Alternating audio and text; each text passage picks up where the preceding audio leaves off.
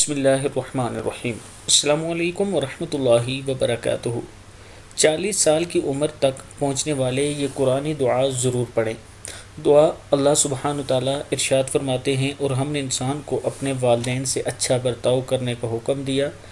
اس کی ماں نے بڑی مشقت سے اسے پیٹ میں اٹھائے رکھا اور بڑی مشقت سے اس کو جنا، اور اس کو اٹھائے رکھنے اور اس کو دودھ چھڑوانے کی مدت 30 مہینے ہوتی ہے، یہاں تک کہ جب وہ اپنی پوری توانائی کو پہنچ گیا اور 40 سال کی عمر تک پہنچا تو وہ کہتا ہے ربی، بسم اللہ الرحمن الرحیم، ربی اوزعنی ان اشکر نعمتک التی انعمت علی وعلی والدی وان اعمل صالحا ترضاہ واصلح لی فی ذریتی انی تبت الیک وانی من المسلمین۔